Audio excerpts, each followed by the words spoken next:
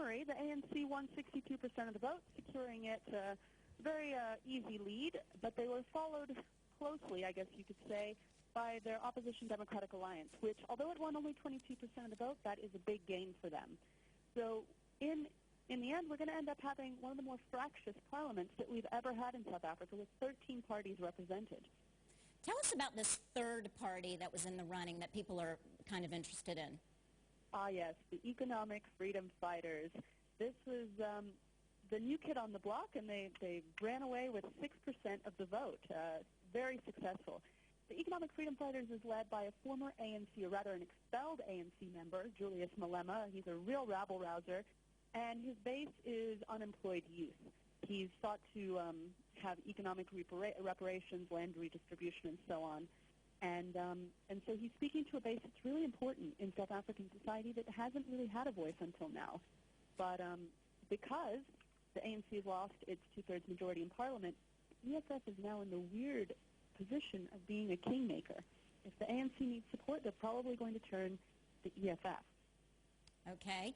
Turning back to the ANC, there's been a lot of talk that, Zuma made it through this election, but with these corruption scandals dogging him, do you think he'll retain the presidency? The million-dollar question, or I guess you could say the $23 million question, because that's how much he's accused of spending of government money to upgrade his house. This is going to hang over him like the sword of Damocles throughout his term, and it remains to be seen whether anybody's going to be able to act on it. There is a parliamentary investigation that is due to be revived in this new parliament, but are they going to succeed? I mean, Zuma's weathered many, many, many scandals. Maybe he'll weather this one too.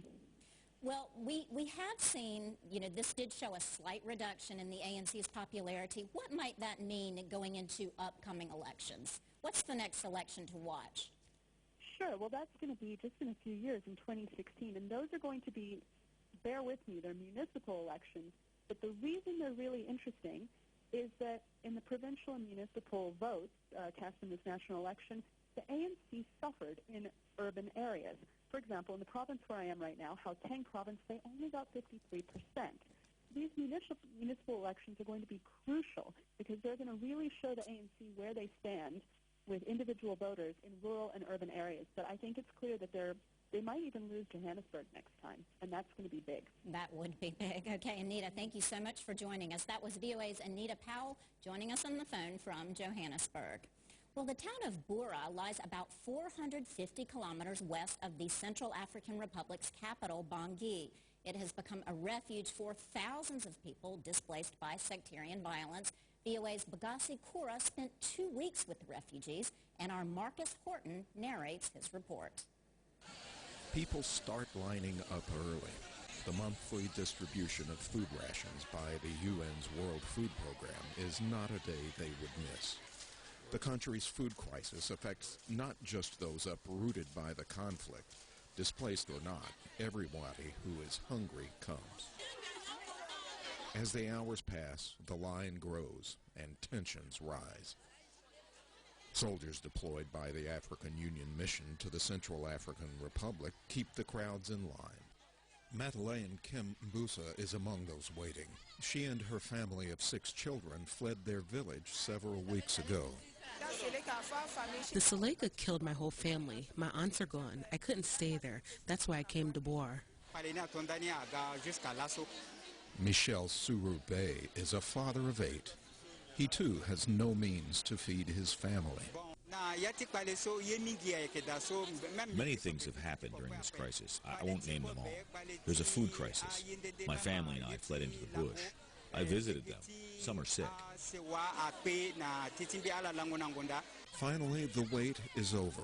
Madeleine's name is called, and she makes her way to the food distribution area. Her rations consist of a 50-kilogram sack of rice, 10 kilos of beans, 2 liters of cooking oil, and 15 packets of nutritional supplements. Just as she is about to leave, Madeleine realizes one of her bags is missing.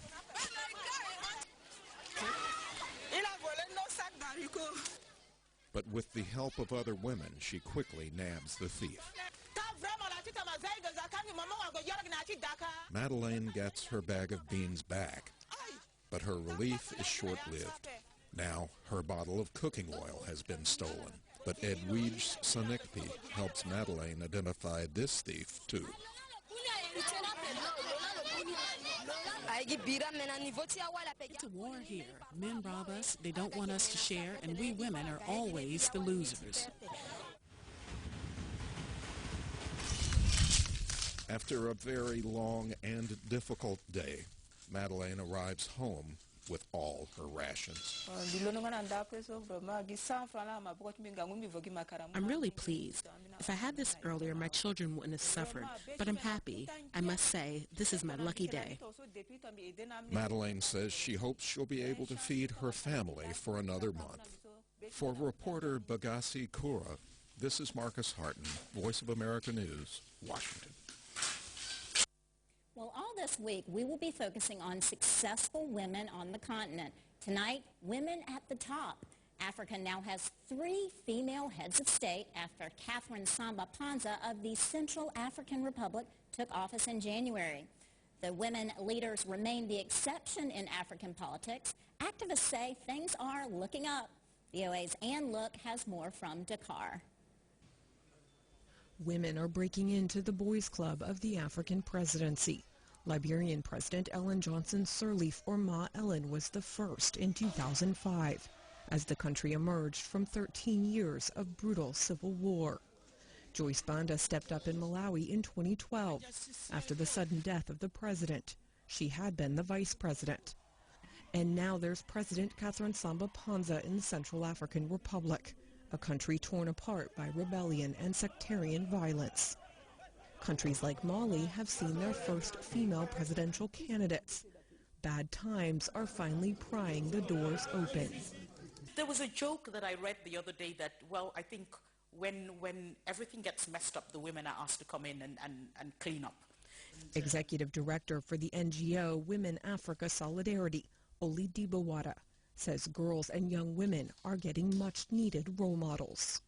To come out and say, you know, it is possible. I can actually be a president being a woman. These trailblazers have actually opened the flood doors, and it's just going to happen. I don't think there is no thinking of going back. We can't go back. As African women break political glass ceilings at all levels of government, some are criticized for not doing enough for other women. Mrs. Samba Panza made it clear from day one that she would be different. About a third of her cabinet is female. I intend to respect parity because until now, the previous governments didn't give us a lot of seats. There were only 2 or 3 women, but I won't choose women no matter what. I need to have women of worth who are capable to accompany my actions. Women hold just 1/5 of parliamentary seats and ministerial positions in sub-Saharan Africa. Discrimination remains, but the pool of qualified women is growing as more girls get to stay in school. At least 16 African countries have passed parity laws. Countries like Rwanda reserve a percentage of parliamentary seats for women, while others like Senegal have set quotas for women on candidate lists. The percentage of women in Senegal's legislature doubled in 2012, thanks to the law. But prominent Senegalese politician and presidential advisor Penda Mbow says true equality requires societal change. Parity laws may be one tool, but they are not enough. We also need to fix what goes on inside political parties and let capable, promising women emerge naturally so that when they are promoted, no one can say they got special treatment. Africa now has 3 formidable female presidents, tackling everything from security to corruption. Half a century after independence, women's time may have come. Ann Look, VOA News, Dakar. Well, it's time now for a short break. Still to come on Africa 54, we'll meet an American jazz singer who finds inspiration in 2 worlds. But first, a review of Monday's headlines.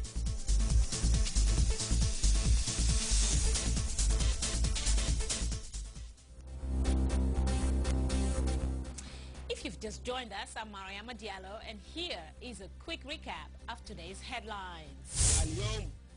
In a video message